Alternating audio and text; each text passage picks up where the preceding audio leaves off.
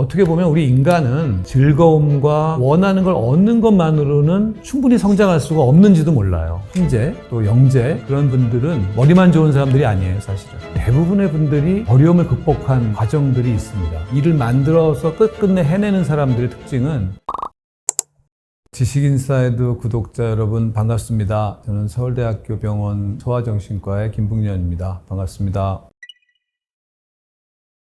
서울의대 학생들처럼 이제 영재성이 있는 우수한 학생들도 사실은 여러 가지 위기를 경험하면서 지내죠. 대학에 들어와서 학업 수행에도 어려움을 겪는 경우도 있고요. 공부라는 건 사실은 자기 조절이라고 하는 부분이 많이 필요하고 또 장기적인 안목을 갖는 동기부여 이런 것들이 잘 쳐져야지만 그런 부분들이 생기는데 실제로 어떤 일을 진행할 때는 우리가 좋은 목표를 길게 가졌다 하더라도 실제 일을 해나가는 하루하루 또는 순간순간에는 사실 굉장히 어려운 일들이 많이 생길 수 있고 하기 싫은 마음이 불쑥불쑥 떠오를 가능성도 많습니다. 그거는 여러 가지 이유 때문인데 동료들과의 관계 때문에 그럴 수도 있고 일을 막상 해보니까 너무 반복적이고 지루하다고 느껴서 그럴 수도 있고 목표를 가지고 일을 했는데 너무 멀리 보여서 도대체 이걸 언제 내가 할 수 있는가라는 좌절감, 낙담감에 생겨서 그럴 수도 있거든요. 그럴 때 이제 영재 내지는 천재 그리고 일을 만들어서 끝끝내 해내는 사람들의 특징은 두 가지인데 첫 번째는 실행 능력이에요. 일련의 과정들을 자기가 눈으로 보일 수 있게 잘게 쪼개서 과정들의 로드맵을 만들 수 있는 능력이 있는 친구들. 그런 친구들은 그 과정들을 밟아가면서 순간의 어려움들을 꾸준히 극복해내는 어떻게 보면 역치를 돌파한단 말을 쓰는데 특정한 수준의 전문성을 얻으려면 반복과 연습과 이런 지루한 과정을 통해서 이 역치를 넘어서야 되거든요. 근데 그걸 해내는 사람들이 저는 영재예요, 천재예요, 우리 사회에 기여하는 사람들이라고 생각을 합니다. 또 하나는 열정이에요. 자기가 뭔가를 해내고자 하는 그 마음의 에너지가 굉장히 큰 사람들이죠. 그래서 그거는 그 자신으로부터 나오기 때문에 그런 것 같아요. 주입해서 또는 사회에서 요구해서 보니까 그럴듯하고 그렇게 하면 돈을 많이 벌 것 같고 이런 것으로부터 나오는 동기와 목표가 아니라 스스로의 기질, 관심, 스스로의 욕구, 욕망으로부터 나오는 관심이기 때문에 그런 열정이 모여지면 그걸 뚫고 나갈 수가 있습니다. 하기 싫은 마음을. 그러니까 정서적으로는 열정, 인지적으로는 실행 기능의 향상 이런 것들이 만나서 하기 싫은 일을 돌파해서 스스로의 목표를 성취해내는 이런 거를 가능하게 만드는 것 같아요.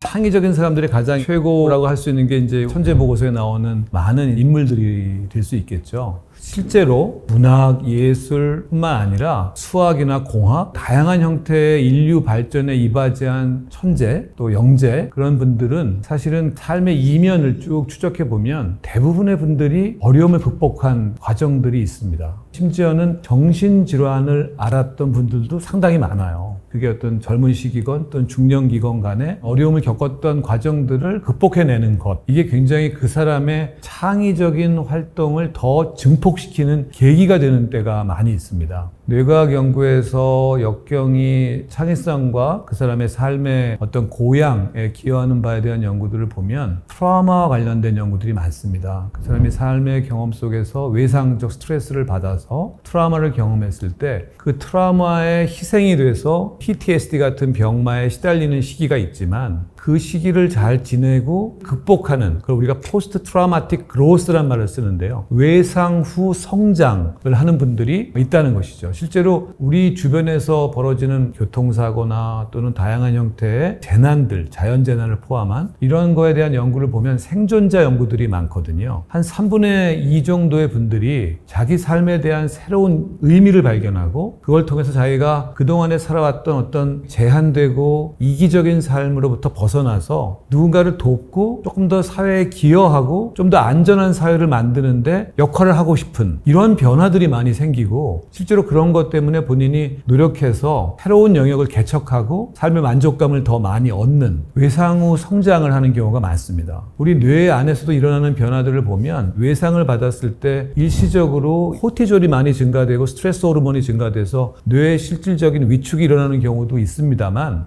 그걸 딛고 일어나는 외상 후 성장을 하는 분들은 회복 탄력성과 관련된 회로들이 더 활성화가 되고 특히 전두엽 같이 통합적인 인식을 담당하는 그런 뇌들이 더 활성화된다는 보고들도 실제로 있습니다. 제가 옛날에 번역했던 책 중에 바이런이라는 영국의 시인의 책을 제가 하나 번역한 거 있는데요. 그 사람의 일대기 전기를 번역했었는데 그분은 아주 심각한 조울병을 가진 분이었고요. 또 가족력이 굉장히 많이 있어서 어떻게 보면 굉장히 불리한 조건이잖아요. 그때 어떤 뭐 치료가 제대로 되거나 뭐 이런 것도 사실은 그 시대에는 많지 않았을 때인데도 자기 삶을 열정적으로 운영하면서 너무너무 위대한 시들을 많이 쓰셨고 또 바이런이 대단했던 거는 바이런이 영국에서 직접 그 스페인 내전에 참여해서 정의의 편에 서서 군부와 싸우는 전쟁을 참여했습니다. 그러니까 그런 거 보면은 그 사람의 열정과 에너지가 천재성을 갖고 있음과 동시에 역경을 뚫고 일어나는 그런 에너지를 같이 갖고 있는 거죠. 어떻게 보면 우리 인간은 삶에 있어서 즐거움과 자기가 원하는 걸 얻는 것만으로는 충분히 성장할 수가 없는지도 몰라요.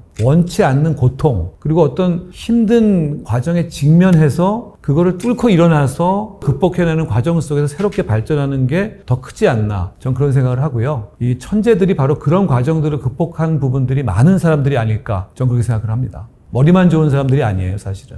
어떻게 보면 매일매일에 지루하고 답답하고 재미없고 하기 싫은 일들이 얼마나 많습니까, 사실은. 그러니까 일상의 루틴이라는 게 있는데 루틴은 사실은 재미없잖아요. 그리고 매일 반복되는 일들이고 그 안에서 우리가 무슨 의미를 찾을 수 있나 생각을 많이 하시는데 그렇지 않습니다. 실제로는 하루하루의 루틴들이 잘 갖춰진 사람들이 오히려 나중에 좋은 성취들을 많이 해요. 그 이유는 그 사람이 루틴을 만드는 과정 속에서 이미 그 사람이 갖고 있는 어떤 기본적인 실행 기능이 단단해지는 거예요. 그리고 그것은 당연히 자기가 어떤 일을 하기 위한 기본적인 준비사항이라는 것을 알고 있기 때문에 그거를 지겹게 여기거나 힘들게 여기질 않고 하나의 통과 의례처럼 또 여깁니다. 그래서 그 과정들을 잘 마스터하게 되면 나중엔 그게 귀찮고 싫고 짜증나는 일이라는 인식 자체가 사라져요. 그래서 그걸 그냥 수행하고 그 다음에 자기가 원하는 활동으로 연결할 수 있게 되는 겁니다. 그게 어떤 하나의 아까 얘기한 역치를 넘어서는 상황을 만들어주죠.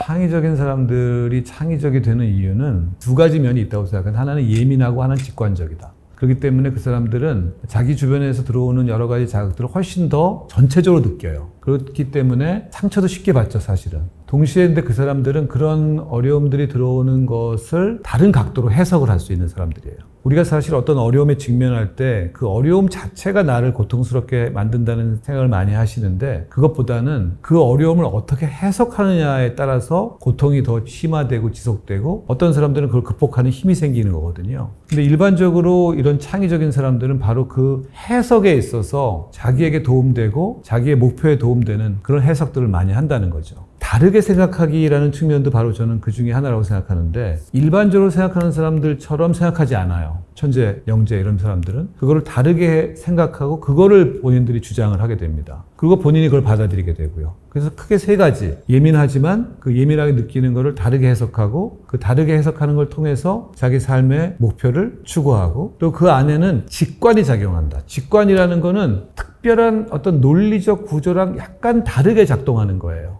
우리 뇌의 구조를 보고 기능을 보면은 어떤 상황이나 어떤 자극에 직면했을 때 A는 B고 B는 C니까 A는 C다라는 그런 논리 구조에서 해답을 얻는 게 아니라 갑자기 떠오르는 그런 것들이 꽤 많아요. 저 같은 범죄들은 그렇게 떠오르는 게 별거 아닌 거죠. 근데 천재 그리고 사회에 정말 크게 기여하는 대단한 학자들 이런 사람들은 그 탁 떠오르는 게 정말 새로운 아이디어, 어떤 문제의 돌파구 이런 경우가 굉장히 많다는 겁니다. 그래서 그런 능력도 어려움을 극복하는 데 있어서 굉장히 중요한 키를 제공하고 삶에 있어서의 어떤 새로운 돌파구를 만드는 데 큰 역할을 하죠. 많은 물리학자, 수학자, 그리고 많은 과학자들이 새로운 이론을 만들어내잖아요. 근데 그분들이 물론 열심히 실험도 하고 데이터도 얻고 다른 사람이 만들어 놓은 이론들을 학습하고 하면서도 많은 걸 얻지만 그 사람들이 어떤 결정적인 발견을 하는 과정을 그 사람의 일대기나 전기들을 보면 전광석화처럼 지나가는 불꽃 같은 이미지 이런 것들에 의해서 만들어지는 것도 굉장히 많다고 그래요. 그게 이제 어떻게 보면 하나의 직관적 사고인데요. 우리 뇌는 여러 경험들이 아주 어린 시절부터 이렇게 쌓여서 기억이라고 하는 거대한 메모리 시스템을 만들잖아요. 그리고 거기에 이제 정서적인 자극과 연관되는 다양한 정서적 연관 회로들이 또 만들어지고 그 사람의 어떤 삶의 비전이나 목표에 대한 미래지향적인 사고들이 같이 연결되어 있는데 그것들이 같이 상호작용하면서 섬광처럼 일어나는 좋은 아이디어를 떠올리게 하는 것은 그 사람이 뭔가에 의식적으로 노력할 때만이 아니에요. 쉼을 통해서 그리고 고독이라고 하는 자극으로부터의 차단을 통해서 또는 수면 상태, 꿈을 통해서 얻는 경우도 많습니다. 과거에 벤젠 링을 만들어내는 결정적인 단서를 얻었던 화학자의 이야기를 보면 그 사람이 꿈을 꿀 때 두 마리의 뱀이 꼬리와 머리를 무는 육각형 구조를 이미지로 떠올리는 것을 꿈속에서 깨달았거든요. 그리고 이 사람이 정광석화처럼 자기가 그동안 추구했던 벤젠 링의 모양이 그 육각형과 똑같다는 걸 깨달은 거예요. 그 사람의 수많은 연구 과정이 필요한 거죠. 물론 학습 과정이 필요하고 그걸 통해서 천재성과 유사한 결과물을 얻을 수 있다는 거는 그것은 우리가 쉬고 있는 때 어떤 분들은 또 그러잖아요. 화장실에서 떠오르는 생각들이 많다고 샤워할 때 떠오르는 생각들이 많다고. 근데 그게 틀린 말이 아닙니다. 굉장히 해내고 싶었던 어떤 욕망들에 사로잡혀서 자기의 뇌를 막 쥐어짤 때가 아니라 오히려 거기서 한 발짝 딱 벗어나서 자기를 내려놓고 마음을 편하게 하고 있을 때 그게 찾아오는 경우가 있다. 그건 바로 직관적인 깨달음이고 발견인 거죠. 그것도 너무너무 많은데요. 이 책에 보면 많이 나와요. 한번 보세요 꼭. 근데 저는 이 책에 나오지 않은 분도 한 분 소개하고 싶은데 윌든이라고 하는 수필집을 쓰신 분이에요. 깊은 산속에 들어가서 거의 한 3년 정도를 완전히 도시생활로부터 벗어나서 혼자 오두막을 짓고 윌든이라는 호숫가에서 산 경험을 가진 분입니다. 너무나 감동적인 글들이 이제 하나의 책으로 만드셨는데 그런 내용들을 보면 인간에게 있어서 고독이라고 하는 건 직관을 길러주고 나의 중심이 내가 아니라 이 세상 속에 있다는 걸 알게 해주고 요즘에 이 환경운동 많이 하잖아요 우리가요. 사실은 그런 환경운동을 하는 것의 시작도 온난화나 뭐 기후위기 여기서만 출발한 것이 아니라 인간이 자연의 일부라는 것을 이해하는 순간 우리가 자연을 얼마나 아끼고 보호해야 되는지라고 하는 깨달음부터 시작이 된 거거든요 사실은요. 그러니까 그런 나를 벗어나서 거대한 세상을 인식할 수 있는 능력이 생긴다는 것도 결국 고독을 통해서 얻게 된 거죠. 제가 이번에 읽었던 책인데 천재보고서라는 책이죠. 상당히 흥미로운 부분들이 많은데요. 오늘 제가 말씀드린 몇 가지 직관이나 그런 것뿐만 아니라 상당히 흥미로운 것들이 상상과 관련된 부분들의 중요성, 그러니까 어린 시절의 상상 놀이의 중요성, 그리고 그게 이제 성인으로 연결되는 공상의 중요성, 어떤 삶의 태도에 대한 것도 나오고요. 그런 역경으로부터의 극복, 외상 후 성장에 관련된, 그리고 실제로 마인드풀니스에 대한 내용들도 여기 나오는데 아주 제가 이것도 감명 깊게 읽었는데 우리가 명상이라고 그러면은 종교를 떠올리시는 분들이 많아요. 그런 의미에서의 마인드풀니스가 아니고요. 자기중심성에서 벗어나서 자연을 함께 느끼고 자기가 지구의 한 부분이라는 걸 느끼면서 자기를 초월하는 경험을 하는 게 마인드풀니스의 핵심이거든요. 현재, 지금, 여기를 느끼는 거예요. 미래를 미리 걱정하거나 과거의 후회를 하는 시간을 갖는 게 아니라. 그러니까 그거의 의미와 중요성에 대한 것들도 상당히 이 책을 보면 많이 나와 있습니다. 그래서 여러분들께서 여기 나와 있는 10가지의 창조적인 사람들, 고도로 창의적인 사람들의 특징들이 이제 나오는데 한 번쯤 꼭 읽어보시면 좋을 것 같아요. 또 특히 본인 스스로가 창의적인 삶을 살고 싶어하는 과학자, 예술가 또는 창의적인 교육을 하고 싶어하는 선생님들 다라고 볼 수 있겠죠. 어떻게 보면 창의적인 삶은 정말 자기 포텐셜을 표현할 수 있는 삶이잖아요. 그러니까 그런 자기가 갖고 있는 어떤 그런 가능성들을 표현하면서 살고 싶어하는 그런 욕망을 가진 분들은 읽어보시면 좋을 것 같아요. 창의적인 얘기를 하다 보니까 이제 또 우리 ADHD 얘기를 하시게 되는데 저도 ADHD 아이들을 도와주고 그 아이들의 성장과 발달을 지켜보면서 느끼는 것 중에 하나는 모든 ADHD 친구들이 다 영재성을 갖거나 천재성을 갖는 건 아니고요. 사실은요. 도움을 받아야 되는 부분들이 많고요. 오히려. 근데 이제 일부의 ADHD 친구들이 인지적인 능력이 좀 뛰어난 지적인 능력의 발달이 건강한 ADHD의 경우에 있어서 남들이 생각하지 못하는 굉장히 독특하고 신선하고 굉장히 또 성공적인 그런 아이디어를 표현하는 경우가 실제로 있습니다. 뭐 역사적인 인물이나 현 시대를 살아가는 인물 중에도 발견할 수가 있죠. 뭐 일론 머스크 같은 분이 이제 그런 아스퍼거, ADHD 뭐 이런 걸 같이 갖고 있었다 이렇게 얘기를 하시는 분도 계신데 아마도 그것은 제가 볼 때는 열정과 관련된다고 생각해요. 그리고 굉장히 다르게 생각하는 능력. 그리고 직관성, 그런 부분에 약간 특출한 면들이 있거든요. 그리고 뭔가 하나를 딱 발견하면 그거에 아주 올인하는 이런 특성들이 있어요. 그러니까 그럴 경우에 굉장히 스스로가 훌륭한 업적을 만들어낼 수도 있고 천재적인 어떤 그런 예술작품이건 사업이건 해낼 수 있는 거죠. 사실은 창의적인 분들이 갖고 있는 특징들은 남들하고의 다른 측면들이잖아요. 근데 생각만 다른 게 아니라 행동도 사실은 좀 엉뚱하고 본인의 어떤 그런 아이디어에 막 몰입돼서 소통하는 경우도 많고 상황과 맞지 않는 행동이나 주장을 하는 경우가 많아서 눈에 띄는 경우도 많고 이런 특성들을 많이 보이거든요. 그래서 어떻게 보면 약간 사회에 부정적인 특성을 갖는 분들처럼 보이기도 한다는 거죠. 근데 그런 분들이 그러한 다양한 활동이나 아이디어나 일반적인 사람들이 생각하지 못하는 어떤 것들을 생각해낸 능력이 있기 때문에 그런 거거든요. 그래서 그런 어수선하거나 산만하거나 과다 행동을 보이거나 충동적인 분들이 어떤 그런 기발한 아이디어를 또 끝까지 추구해서 뭔가 만들고자 하는 열정, 그거를 이제 해내는 다양한 상상과 공상, 그 상상과 공상을 통해서 실제로 어떤 과정들을 이 사람이 추구하는 그거에 어떤 에너지를 얻는 것들, 뭐 이런 것들이 다 합쳐져서 그런 일이 생기지 않나, 저는 그렇게 생각을 합니다. 하지만 이제 단기 목표를 설정한다거나 또는 학교라고 하는 어떤 그런 규격화된 과정들에서 어떤 성취를 하는 데 있어서는 불리한 조건이 될 수도 있죠.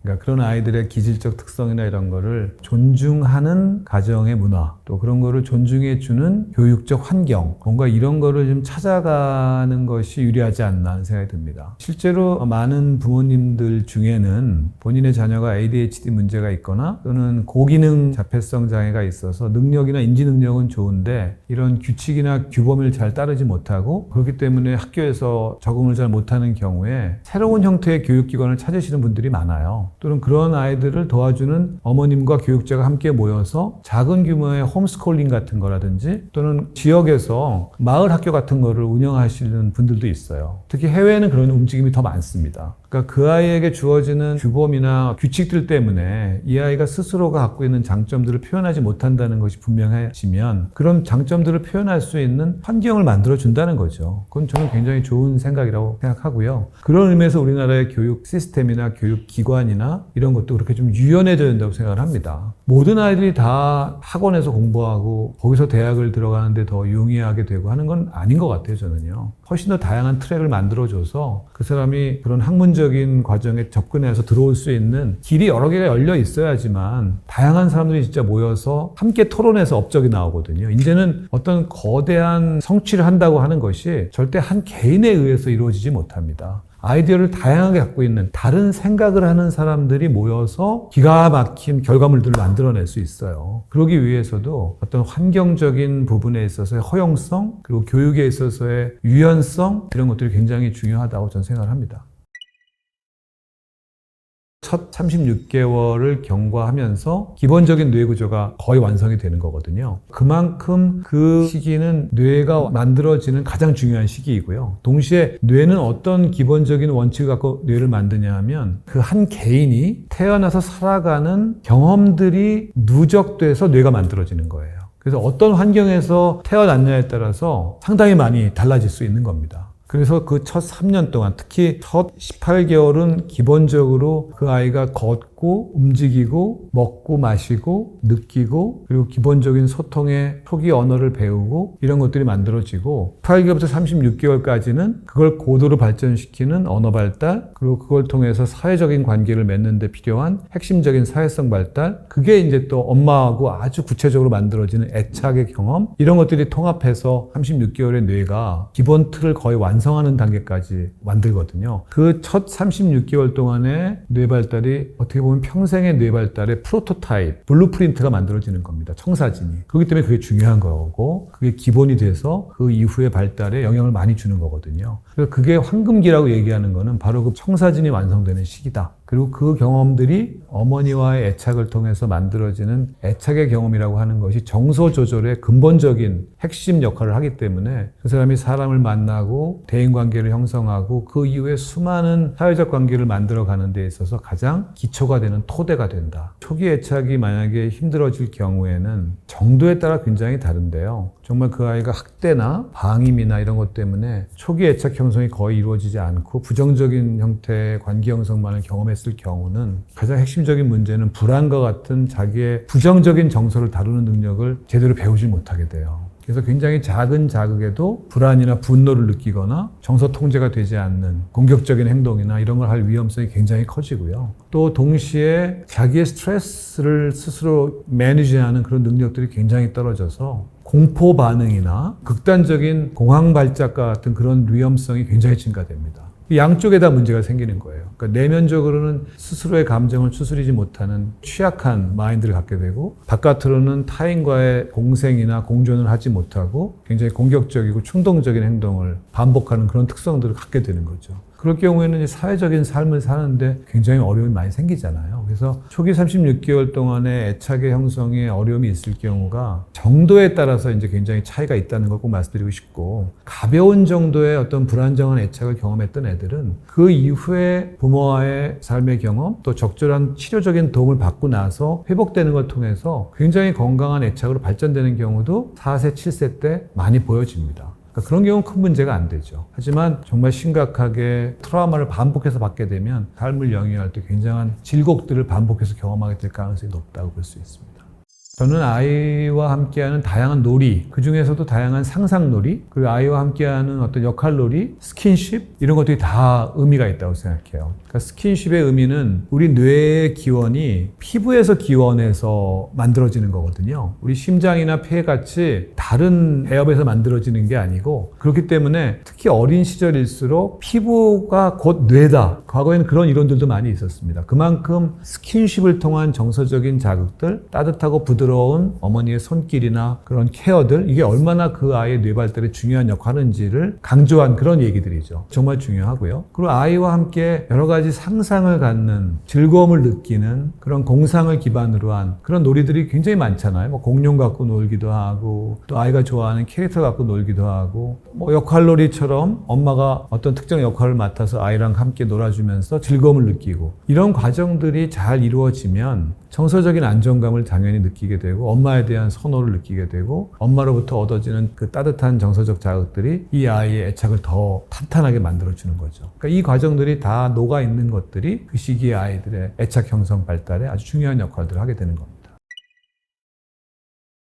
문학, 예술, 체육 이런 활동들이 영어, 수학 이런 것보다 훨씬 더 저는 중요할 수 있다고 생각을 합니다. 학령정기의 유치원 아이들, 그리고 초등학교를 다니는 초등학생들, 그리고 청소년 모두가 다 중요하죠. 실제로 그런 문학적인 책을 읽을 수 있는 기회, 또 책을 읽고 즐겁게 대화 나누는 시간, 너무너무 아이들의 상상력, 그리고 아이들이 갖고 있는 여러 가지 인지 발달, 정서 발달, 사회성 발달 모두에 다 긍정적인 영향을 주고요. 거기에 덧붙여서 그 아이들 스스로가 자기의 세상에 대해 어떤 꿈을 꿀 수 있는 공상, 그리고 그걸 통해서 뭔가 만들어내는 직관, 이런 것들이 다 마치 만들어지는 그런 강점이 있고요. 예술활동은 정형화되지 않은 활동이잖아요. 어떻게 보면요. 텅 빈 도화지에 자기가 원하는 것들을 마음껏 표현하는 그런 시간이니까 독립과 자유, 그리고 그걸 통해서 얻어지는 즐거움, 그게 굉장히 파워풀합니다. 그러니까 정서적인 부분을 인식하고 정서를 깨닫는 데서 굉장히 더 중요한 역할들을 많이 하고요. 운동, 체육이라고 하는 건 뇌 발달에 직접적인 영향을 줘요. 특히 아동기 때, 청소년기 때. 그걸 통해서 뇌 발달을 탄탄하게 하는 아이들이 그 다음에 영어, 국어, 수학 이렇게 하면 훨씬 더 인지적인 면에서도 우수한 능력을 발휘할 수가 있게 되는 거니까, 부모님들께서 너무 어린 시절부터 영어 유치원 보내는 거를 통해서 뭔가 이 아이가 성공하길 바라고 하기보다는 즐거운 놀이활동, 봉사활동 하면서 문학, 예술을 함께 경험할 수 있게, 가족들이 함께하는 운동 많이 하시고, 어떻게 보면 이게 더 장기적으로는 훌륭한 투자다. 저는 그렇게 강조드리고 싶어요.